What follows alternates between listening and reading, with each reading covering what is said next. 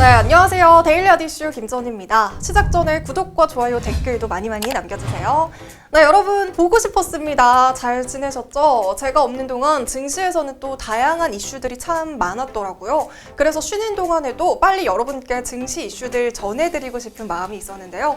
푹 쉬고 온 만큼 오늘은 더욱더 유익하고 즐거운 내용 많이 준비했으니까요. 영상 끝까지 시청해주세요. 네, 그럼 10월 20일 데일리 아디슈 시작하겠습니다. 먼저 기업들의 크고 작은 이슈를 알아보는 오늘의 테마 스케줄입니다. 먼저 첫 번째 스케줄은 블랙핑크의 지미 키멜 라이브 출연입니다. YG 엔터 소속의 블랙핑크는 현지 시각으로 10월 20일 지미 키멜 라이브에 출연할 예정입니다. 이 지미 키멜 라이브는 유명한 방송인이자 코미디언인 지미 키멜이 진행하는 심야 토크쇼인데요. K-팝 걸그룹이 이 프로그램에 출연하는 건 이번이 처음입니다. 이번 방송에서 러브식 걸스를 무대를 선보인다고 하는데요. 이번 출연을 통해서 이 블랙핑크의 파급력을 다시 한번 확인하는 계기가 될 것 같습니다. 이어서 오늘은 월성원전 조기 폐쇄 타당성 감사 결과 발표가 있습니다. 한국 수력 원자력은 18년 원전 경제성이 떨어진다면서 조기 폐쇄를 결정을 했고요. 일부 관계자가 탈원전 정책 가속화를 위해 경제성 평가 관련 서류를 조작했다는 의혹이 제기되면서 국회가 지난해 10월 이에 대한 감사원 감사를 청구한 바 있습니다. 감사원에서는 오늘 경제성과 안전성 그리고 환경성 분석 평가를 토대로 월성원전 1호기 조기 폐쇄 결정에 대한 타당성 감사 결과를 발표할 예정입니다. 다음으로 살펴볼 스케줄은 NHN의 용비불패 M 출시 소식입니다. NHN에서는 오늘 모바일 RPG 용비불패 M을 출시하는데요. 이 용비불패는 1996년부터 2002년까지 연재된 국산 무협 만화로 한국 무협 만화의 전설로 꼽히는 작품입니다. NHN은 무협 만화 게임이라는 특징을 살려서 용비불패 M을 2D 횡스크롤 액션 게임으로 만들었는데요. 지난 13일을 기준으로 사전 예약이 100만 건을 넘어서기도 했습니다. 마지막으로 오늘은 제일기획의 실적 발표가 있습니다. 오늘은 제일기획 3분기 실적 발표가 예정이 되어 있는데요. 제일기획의 이번 실적은 상반기 부진에서 벗어나서 하반기에는 실적 개선이 나타날 것으로 전망을 하고 있는데 이 광고 시장의 회복과 함께 디지털 강화 등을 통해 장기적인 성장 동력까지 보유하고 있기 때문입니다. 특히 주요 계열사인 삼성전자가 디지털 마케팅으로 빠르게 전환하면서 삼성전자의 온라인 마케팅을 총괄하는 제일기획의 실적 회복 기대감이 커지고 있습니다. 네, 지금까지 오늘의 테마 스케줄이었습니다. 오늘의 국내 증시는 장 초반에 혼조세를 나타내면서 코스피가 2340선에서 등락을 보이다가 2350선을 회복했습니다. 이 투자 심리는 약화된 가운데 지수만 계속해서 등락을 보이고 있었는데요. 자세한 장마감 지수는 화면으로 살펴보시죠.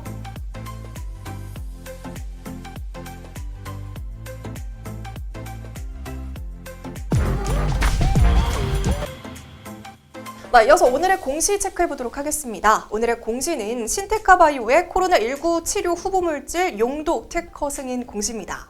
신테카바이오에서는 공시를 통해서 특허청으로부터 코로나19 후보물질에 대한 용도 특허 등록을 승인받았다고 밝혔습니다. 이 후보물질은 기존의 임상 현장에서 사용해온 2종의 약물에서 코로나19 치료 효과를 인공지능을 기반으로 한 약물 탐색을 통해서 새롭게 발견을 했는데요.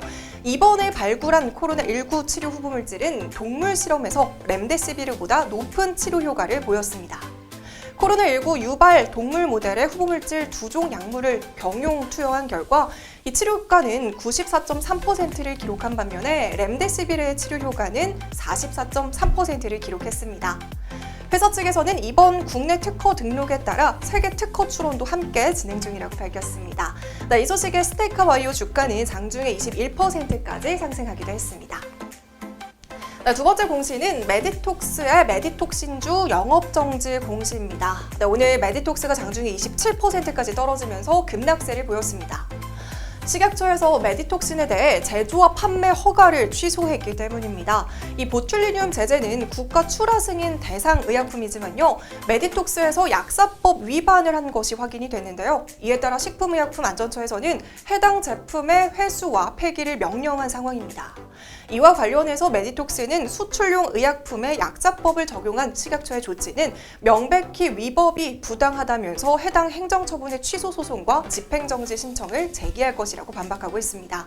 하지만 공시에 따라 오전 9시 30분까지 주식 매매 거래가 정지됐던 메디톡스는 거래 정지가 풀린 직후 급락하면서 최고 27%까지 하락했습니다. 이어서 오늘 주식시장을 들썩이게 한 오늘의 특징주 살펴보도록 하겠습니다. 먼저 첫 번째 특징주는 캐몬입니다. 캐몬이 비용 절감을 위한 코로나19 치료제 개발 아웃소싱이 두각을 나타내면서 3거래일 연속으로 상승세를 보이고 있습니다. 최근에 코로나19 확산 이후 제약바이오 산업을 중심으로 아웃소싱이 증가하면서 캐몬이 주목을 받고 있습니다. 캐몬은 신약이나 식품, 화학물질, 화장품 개발에 필수적인 독성과 부작용 등의 안정성 등의 평가를 위탁 수행하는 비임상 수탁 기업인데요. 최근 코로나19 대유행 이후 늘어난 백신과 치료제 수요를 따라잡기 위해 주목을 받고 있는 종목입니다. 이 소식이 3일 연속으로 큰 폭으로 상승세를 보이면서 오늘도 장중에 16% 이상 상승하는 모습을 보였습니다. 두 번째 특징주는 우진입니다. 일본 후쿠시마 오염수가 방사능 기준치 10배를 초과했다는 소식이 전해졌습니다. 원자력 안전위원회로부터 받은 자료에 따르면 2019년 말에 후쿠시마 오염수 저장량 109만 톤 중 삼중 수소를 제외한 방사능 기준치 초과물량은 78만 톤으로 72% 수준입니다. 이 주요 방사능 핵 종류별로 보면 삼중수소의 경우에는 평균 농도가 기준치를 10배 이상 초과를 하고 있고요. 세슘 137의 평균 농도는 기준치 이내였지만 최대값은 기준치 9배 수준입니다. 스트론튬은 평균 농도가 기준치를 111배나 초과하고 최대값은 기준치 14,433배에 달했습니다. 독일 킬 대학 해양연구소에 따르면 후쿠시마 오염수는 200일 만에 제주도에 닿고요. 그 후로부터 80일 이후에는 동해 앞바다에 도달한다고 한다고 설명을 하고 있습니다. 이 오염수의 농도가 낮춰졌다는 것이 일본 정부의 주장이지만요. 여러 전문가들은 여전히 위험성을 제기하고 있는 상황입니다. 여기에 우진은 자회사인 원자력 환경기술 개발을 인수하면서 방사능 제염 사업에 진출을 했습니다. 또 자회사 우진재팬을 통해서 방사능 소각제 세슘 제거 장비 상용화를 추진 중이라는 소식이 부각이 되면서 장중에 10% 이상 상승하기도 했습니다. 세 번째 특징주는 웰크론 한텍입니다. 이 웰크론 한텍은 오늘 상한가에 도달하기도 했는데요. 테슬라에서 전기차 배터리를 반값으로 낮추겠다는 발표가 호재로 작용했습니다. 일단 테슬라에서 말하는 전기차 배터리 가격 인하를 위해서는 양극재와 음극재 생산 플랜트와 에너지 재활용이 핵심입니다. 결국 웰크론 한텍 니켈과 리튬 농축 결정 설비 그리고 분리막 용재 회수 설비가 큰 도움이 될 것으로 보입니다. 이 설비는 고순도 니켈을 얻기 위한 연속식 공정으로 생산 효율이 높다는 장점을 가지고 있는데요. 뿐만 아니라 웰크론 한텍은 친환경 에너지 절감 폐열 회수 기술을 적용해서 스팀 에너지 절감 효율을 20배 이상 높이는 등 강점을 보이고 있습니다. 전기차 시장이 성장하면서 배터리용 니켈 수요가 올해 15만 톤에서 2030년에는 약 110만 톤으로 7배 이상 늘어날 것으로 전망되고 있습니다. 수요 회복에 힘입어서 최근 5개월 사이 니켈 가격도 40% 상승하면서 가시적인 성장세를 보이고 있는 만큼 웰크론 한텍의 역할도 더욱더 커질 것으로 기대되고 있습니다. 마지막 특징주는 파워로직스입니다. 현대차와 LG화학이 공동으로 폐배터리 재활용 사업에 진출한다는 소식에 현대차와 폐배터리 관련 공동사업을 진행 중인 파워로직스가 강세를 보였습니다. 어제 정부에서는 폐배터리 재활용 사업의 특례를 승인하면서 현대글로비스와 LG화학의 폐배터리 실증 특례를 승인했습니다. 이처럼 대기업의 폐배터리 재활용 사업을 정부가 승인을 하면서 전기차 시장만큼이나 폐배터리 시장도 커질 것으로 예상이 되고 있습니다. 오는 2050년까지 글로벌 폐배터리 재활용 시장의 규모는 600조 규모로 예상이 되고 있고요. BMW나 폭스바겐 등 해외 완성차 업체에서는 이미 배터리 재활용 방안이 활발하게 진행 중입니다. 이런 소식에 파워로직스 주가는 장중에 25% 넘게 상승하는 모습을 보였는데요. 파워로직스는 배터리 관리 시스템 기술과 배터리 시스템 통합 설계 솔루션을 바탕으로 현대차 그룹과 공동으로 충북 청주 파워로직스 본사에 전기차 폐배터리 재활용 에너지 저장 장치 파일럿 생산 라인을 구축하고 양산에 들어간 바 있습니다. 그럼 본격적으로 오늘의 이슈 알아보겠습니다. 오늘의 핫 이슈는 SK 하이닉스의 인텔 낸드 메모리 사업 인수 소식입니다. SK하이닉스가 인텔의 낸드 플래시 메모리와 저장 장치 사업부를 인수한다는 소식이 전해졌습니다.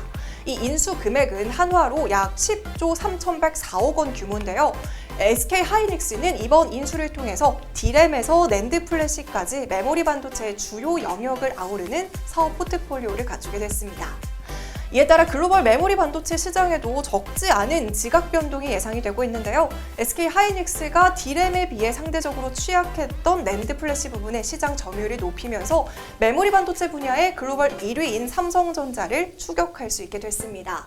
현재 시장 조사 업체 옴디아에 따르면 이 메모리 반도체 중 낸드 점유율은 올해 2분기 기준으로 삼성전자가 33.8%로 1위를 차지하고 있고요. 인텔과 SK하이닉스가 나란히 4위와 5위를 차지하고 있는 상황입니다. SK하이닉스는 이와 함께 메모리 분야에서 안정적인 사업 구조를 확보하게 되면서 반도체 시장의 가격 변동에도 능동적인 대응이 가능해질 전망입니다.